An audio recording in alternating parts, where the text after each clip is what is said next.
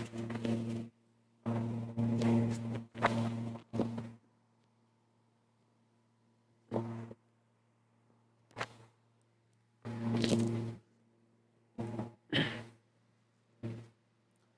दोस्तों, कैसे हैं आप लोग। आशा करता हूँ आप लोग अच्छे हैं और अच्छे से पढ़ाई कर रहे हैं। ठीक है, अटेम्प्ट आ रहा है, 3 महीना बचा हुआ है, फाइनल अटेम्प्ट है आप लोग का। ठीक है, ऐसा मैं सोच रहा हूँ, ऐसा मैं आशा कर रहा हूँ कि ये जो दिसंबर का अटेम्प्ट होगा इसमें आप लोग सीए बन जाएंगे। ठीक है, आप लोग के इसी सपने को सच करने के लिए मैं भी थोड़ा सा कंट्रीब्यूशन कर रहा हूँ, मैं मेहनत कर रहा हूँ कि मैं आप लोग के लिए एक वीडियो बनाऊँ। ठीक है, एक समय पर वीडियो बना के दूँ। ठीक है, जिससे आप लोग का प्रिपरेशन करने में हेल्प हो। ठीक है, और अगर ये वीडियो जो मैं आप लोग के लिए बना रहा हूँ, अगर ये आप लोग को अच्छा लग रही है, समझ में आ रहा है, पढ़ने में हेल्प हो रहा है, तो ठीक, तो प्लीज़ इस मेरा चैनल को सब्सक्राइब करें, शेयर करें और वीडियो को लाइक ज़रूर करें। ठीक है, जिससे मेरे को मोटिवेशन मिलता रहे और मैं आपके लिए ऐसी अच्छी अच्छी वीडियो बनाता रहूँ। तो चलिए आज का क्लास स्टार्ट करते हैं। आज हम लोग पढ़ेंगे सेक्शन 151। ठीक है, सेक्शन 151 क्या बोलता है? सेक्शन 151 डील करता है appointment of director elected by small share holder. देखो, सबसे पहले हम लोग ये इसमें दो बातें जानना बहुत जरूरी है। पहला क्या है कि meaning of small share holder. Small share holder का क्या मतलब है? ठीक है, स्मॉल शेयर होल्डर का क्या मतलब है, और स्मॉल शेयर होल्डर डायरेक्टर कौन होता है। ठीक है, ये दो मीनिंग को ये दो वर्ड को समझना है, एक स्मॉल शेयर होल्डर को समझना है, एक डायरेक्टर का मीनिंग समझना है। देखो, स्मॉल शेयर होल्डर हम लोग पहले बोलते हैं किसको है? स्मॉल शेयर होल्डर हम लोग किसको बोलते हैं? यहाँ पे दिया हुआ है तुम्हारा स्मॉल शेयर होल्डर का मतलब। बोला है the term small share holder means a share holder. मतलब स्मॉल शेयर होल्डर भी एक शेयर होल्डर था, एक नॉर्मल शेयर होल्डर होता है। होल्डिंग जो होल्ड करता है नॉमिनल वैल्यू। नॉमिनल वैल्यू का मतलब, नॉमिनल वैल्यू का मतलब हो गया यहाँ पे फेस वैल्यू। कौन सा value? Face value.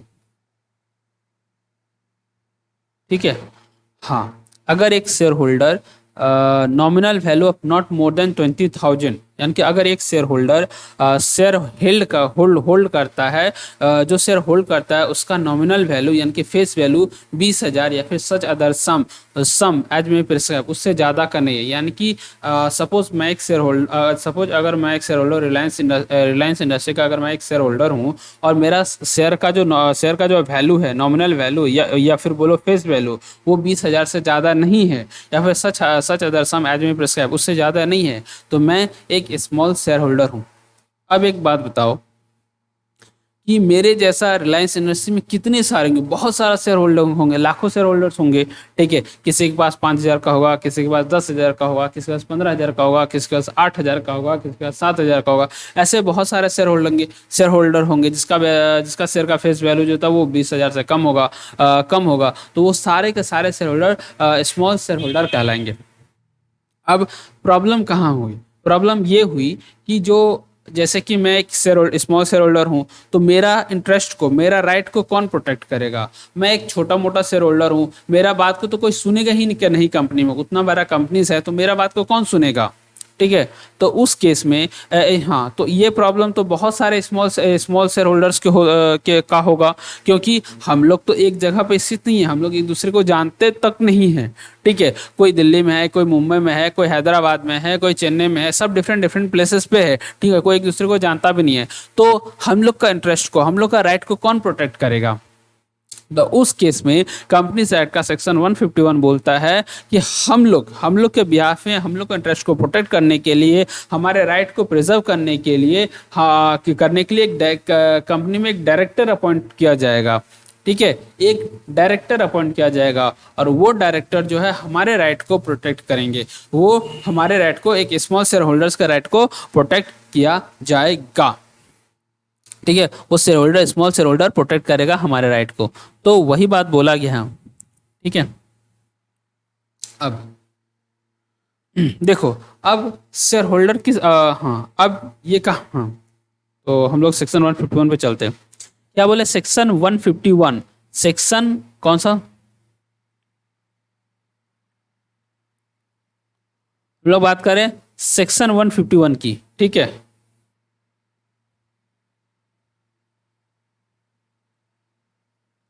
Section 151 of this act बोला एक लिस्टेड कंपनी, देखो इसको गौर से देखो, यानी कि स्मॉल शेयर होल्डर का जो प्रोविजन है, यानी कि सेक्शन 151 जो है वो सिर्फ एंड सिर्फ लिस्टेड कंपनी के ऊपर अप्लाई होती है। बोला listed company may have one director, क्या बोला, वन डायरेक्टर, एक डायरेक्टर होगा जो कि इलेक्टेड, जिसको चुनेगा कौन, small share holder, elected, elected by small share holder, यानी कि जो हम लोग के बिहाफ में कौन बात करेगा, हम लोग का राइट को, यानी कि स्मॉल शेयर होल्डर के राइट को कौन प्रोटेक्ट करेगा, तो कौन प्रोटेक्ट करेगा, उसको चुनेंगे, हम लोग ही चुनेंगे, ठीक है, कि हम बोलेंगे ये बंदा जो है ये हमारे राइट को प्रोटेक्ट करेगा, इसको तुम डायरेक्टर अपॉइंट करो, ठीक है। वही बोले this provision enable the small share holder to place their representative, यानी कि स्मॉल शेयर होल्डर का representative on the board of director, on the board of director of a listed company, कौन सा कंपनी, लिस्टेड कंपनी, यानी कि वो company जिसका share list है ऑन द स्टॉक एक्सचेंज पे, सो दैट देयर वॉइस, यानी कि स्मॉल शेयर होल्डर का जो बातें हैं उस बातें को हाँ लिस्टेड इफेक्टिव, ताकि उनके बातें को इफेक्टिवली सुना जाएगा, स्मॉल शेयर होल्डर के बातों को इफेक्टिवली सुना जाएगा।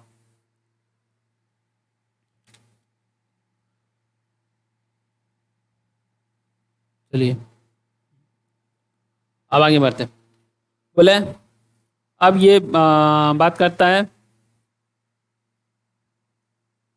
देखो मैनर ऑफ अपॉइंटमेंट, अब स्मॉल शेयर होल्डर को किस तरह से अपॉइंट किया जाएगा, manner of appointment of A small share holder director and the term and condition, हाँ उसका टर्म एंड कंडीशंस क्या होंगे, ठीक है, ऑफिसर उसके अपॉइंटमेंट का टर्म्स एंड कंडीशन क्या होगा वो प्रेस्क्राइब किया गया है रूल 7 में, यानी कि एक स्मॉल शेयर होल्डर डायरेक्टर जो था किस तरह अपॉइंट किया जाएगा, उसका टर्म्स एंड कंडीशन क्या होगा अपॉइंटमेंट का, ये प्रेस्क्राइब किया गया है rule 7 of the companies appointment and qualification of director rules 2014, ठीक है।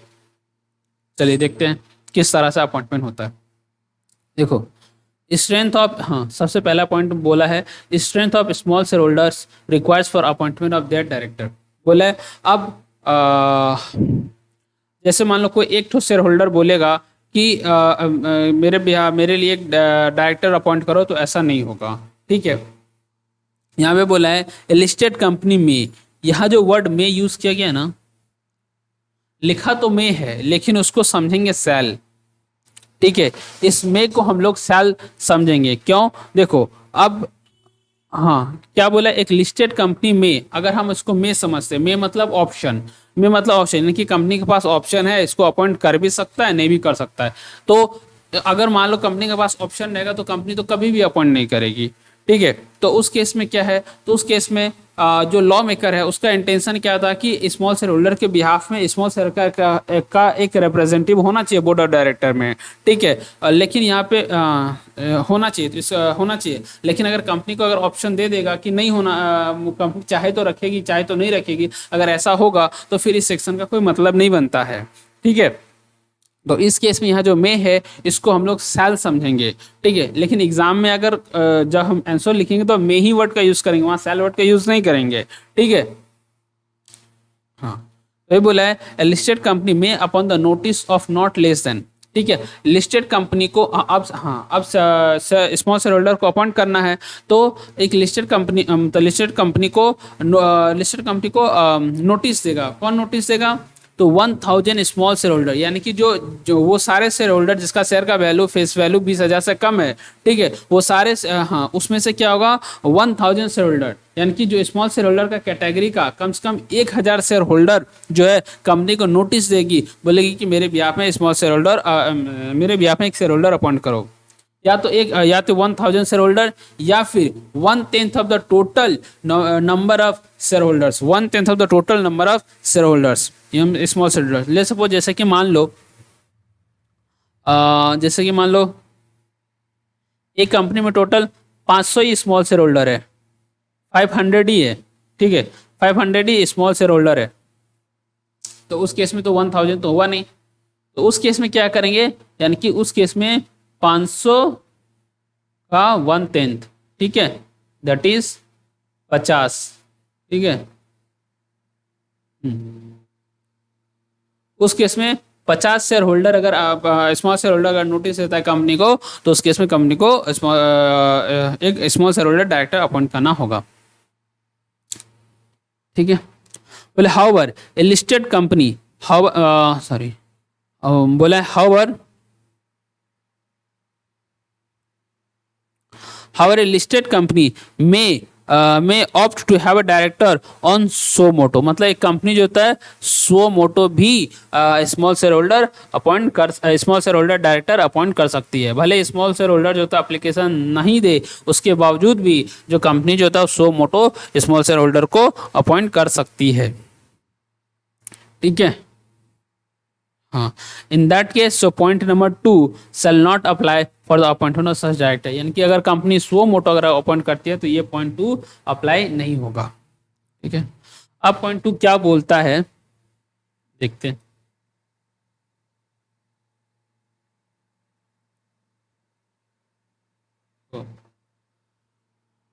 बोले service of notice by small share holder, बोले small share holder intending to propose a person as a candidate, यानी अब देखो, अब जो स्मॉल शेयर होल्डर यानी कि जो पर्सन डायरेक्टर अपॉइंट होगा, वो पर्सन कौन होगा, वो पर्सन कौन होगा, वो पर्सन या तो स्मॉल शेयर होल्डर में से ही कोई एक हो सकता है, या फिर other than small share holder भी हो सकता है, यानी कि कोई बाहर का इंसान भी हो सकता है। जैसे कि मान लो मैं स्मॉल शेयर होल्डर नहीं हूँ, ठीक है, तो उस केस में क्या है कि स्मॉल शेयर होल्डर जो लोग हैं जो अपना नोटिस दे रहे हैं, वो बोल सकते हैं कि मेरे को, ठीक है, मेरे को डायरेक्टर अपॉइंट किया जाए, ठीक है। कोई बोला है कि small share holder intending to propose a person, यानी कि एक पर्सन,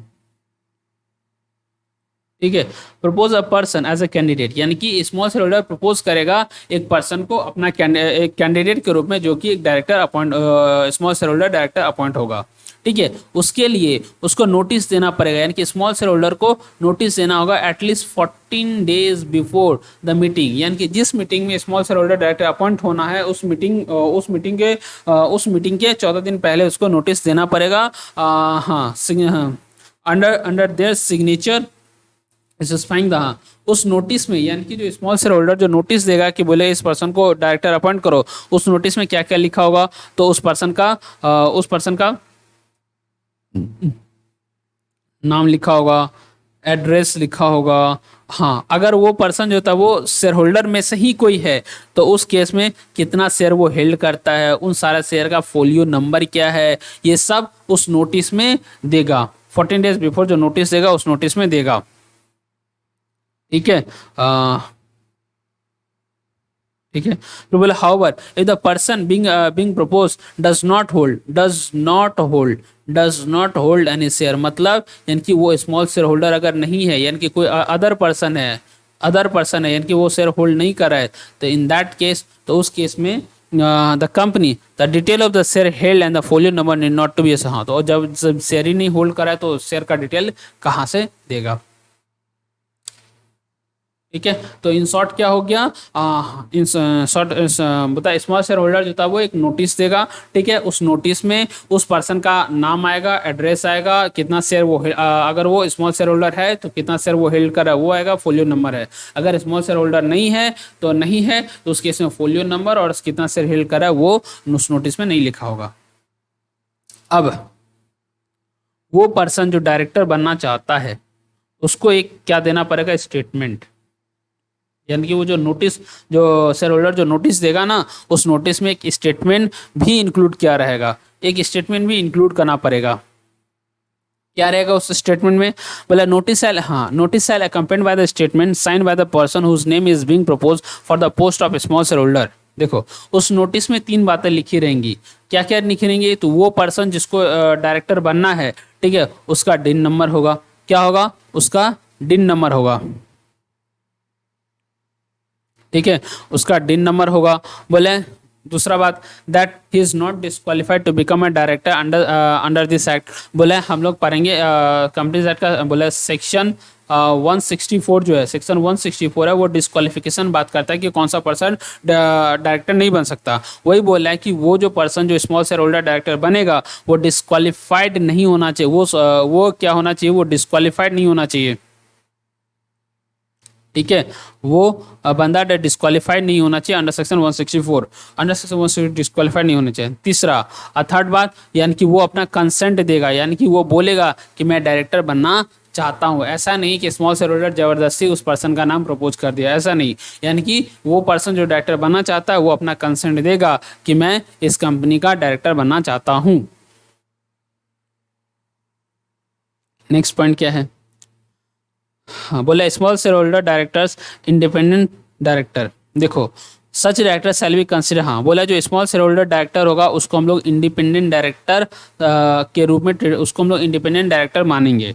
ठीक है, देयरफॉर हाँ he should meet the eligibility criteria, but हाँ ये देखो एक पर्सन को इंडिपेंडेंट डायरेक्टर बनने के लिए सेक्शन 149 सबसेक्शन 6 में कुछ क्राइटेरिया दिया गया है इंडिपेंडेंट डायरेक्टर बनने के लिए। वो सारा क्राइटेरिया जो होता है वो small share holder director fulfil करेगा।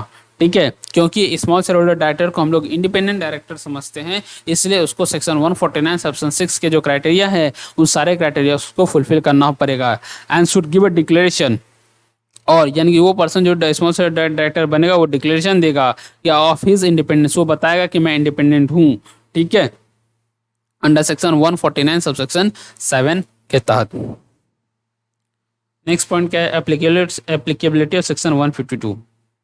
बोले appointment of small share holder director shall be subject to the provision of section 152, यानी कि जो सेक्शन 152 को फुलफिल करके एक पर्सन डायरेक्टर बन सकता है।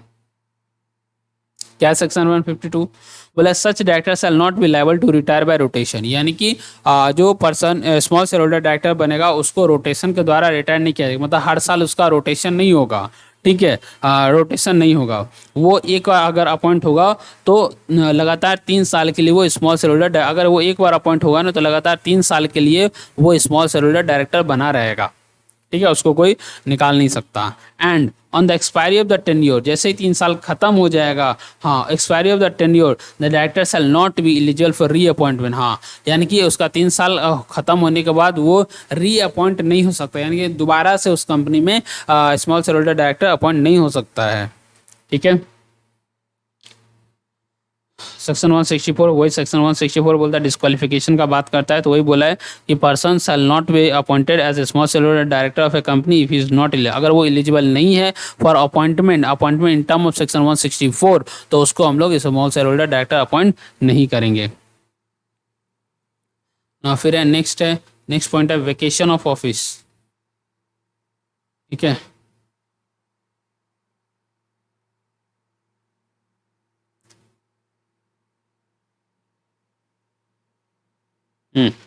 बोले a person appointed as a small share holder director shall vacate his office. बोले एक स्मॉल शेयर होल्डर को अपना ऑफिस कब वेकेट करना होगा, अपना ऑफिस कब छोड़ना पड़ेगा, shall vacate the office. 3 condition में उसको अपना ऑफिस खाली करना पड़ेगा। अगर वो कौन कौन सा कंडीशन है, अगर वो सेक्शन 164 के तहत अगर वो डिस्क्वालीफाई हो गया, ठीक है, तो उसको अपना ऑफिस खाली करना पड़ेगा। ठीक है, सेक्शन 167 के अनुसार उसको अपना ऑफिस वेकेट करना पड़ेगा। सेक्शन 167 क्या है वो हम लोग आगे वाले से आगे पढ़ेंगे। ठीक है, फिर बोला director ceases to meet the criteria, हाँ वो बोला जो सेक्शन 149 सेक्शन 6 में जो एक इंडिपेंडेंट रहने का जो क्राइटेरिया है उस क्राइटेरिया को वो सीज किया, यानी कि तोड़ दिया, ब्रेक कर दिया। ठीक है, तो उस केस में वो डायरेक्टर स्मॉल शेयर होल्डर के डायरेक्टर का ऑफिस से वेकेट हो जाएगा। यानी कि 3 केस में स्मॉल शेयर होल्डर के डायरेक्टर से वेकेट हो जाएगा। कौन कौन सा केस है, तो अगर वो डिस्क्वालीफाई हो गया to become a director under section 164, या फिर तुम्हारा सेक्शन 167 के तहत वो वेकेट कर देगा ऑफिस, या फिर अगर वो इंडिपेंडेंस के क्राइटेरिया जो सेक्शन 149 और सेक्शन 6 में प्रेस्क्राइब है उन सारे कंडीशन को अगर वेकेट करता है, तोड़ता है, सीज करता है तो उसको ऑफिस छोड़ना पड़ेगा। अब बोल रहा है एक पर्सन मैक्सिमम कितना कंपनी में स्मॉल शेयर होल्डर डायरेक्टर बन सकता है, वो बोला मैक्सिमम नंबर ऑफ डायरेक्टरशिप। बोला नो पर्सन से, हाँ तो वो इस एक स्मॉल शेयर होल्डर जो होता है वो 2 कंपनी से ज़्यादा में वो स्मॉल शेयर होल्डर डायरेक्टर नहीं बन सकता एट द सेम टाइम, यानी कि एक समय में 2 कंपनी से ज़्यादा में वो स्मॉल शेयर होल्डर डायरेक्टर नहीं बन सकता। अब यहाँ पे एक तो इंटरेस्टिंग बात है, इंटरेस्टिंग बात क्या है बताता हूँ। बोला है सबसे पहले बोला कि 2 कंपनी से ज़्यादा में वो स्मॉल शेयर होल्डर डायरेक्टर नहीं बन सकता, यानी कि मैक्सिमम जो है वो 2 कंपनीज है, ठीक है। हाँ, अब जो दूसरा कंपनी है सेकंड कंपनी जो है वो फर्स्ट कंपनी का क्या नहीं होना चाहिए, कंपटीटर, यानी कि जो सेकंड कंपनी है वो फर्स्ट कंपनी का कंपटीटर नहीं होना चाहिए। जैसे कि मान लो अगर मैं इन्फोसिस में स्मॉल शेयर होल्डर डायरेक्टर हूं तो एट द सेम टाइम मैं टीसीएस में small share holder director appoint नहीं हो सकता। वही बोला है however the second company in which he has been so appointed shall not be in the business which is competing or in conflict with the business of the first company, यानी कि जो second company है वो first company के साथ ना तो कोई कंफ्लिक्ट होना चाहिए उसके बीच में और ना ही वो कंपटीटर होना चाहिए, कंपीटिंग बिजनेस होना चाहिए। Next point cooling period. बोले एक small share holder director shall not be appointed, बोले कि small share holder director shall not be appointed और to be associated with such company in any other capacity either directly indirectly for a period of 3 year. जैसे कि मान लो एक small share holder director उसका 3 साल का पीरियड खत्म हुआ, अब 3 साल के बाद जैसे उसका पीरियड खत्म हुआ तो वो री अपॉइंट भी नहीं हो सकता, ठीक है, मतलब वो उस कंपनी में तो री अपॉइंट कभी नहीं हो सकता, ठीक है, उस कंपनी में री अपॉइंट कभी नहीं हो सकता और उस कंपनी में 3 साल के लिए for the period of 3 years किसी और अदर कैपेसिटी में भी अपॉइंट नहीं हो सकता from the date on which he ceases to hold the office, यानी कि जिस दिन से वो ऑफिस आना बंद करेगा वहां से 3 साल तक वो किसी और अदर कैपेसिटी में के साथ भी कंपनी के साथ जुड़ नहीं सकता। देखो यहाँ पे कंफ्यूजन है, मैं कंफ्यूजन क्लियर करता हूँ। 3 साल उसका पीरियड खत्म हुआ, कंसेक्यूटिव 3 ईयर खत्म हुआ, खत्म होने के बाद क्या है वो उस कंपनी में वो कभी भी अब स्मॉल शेयर होल्डर डायरेक्टर नहीं बन सकता, लेकिन किसी दूसरा कैपेसिटी में उस कंपनी में अपॉइंट हो सकता है, लेकिन वो भी 3 साल बाद, ठीक है। तो ये सेक्शन आज इतना ही तक रहा। Thank you. वीडियो को लाइक करें, शेयर करें, सब्सक्राइब करें।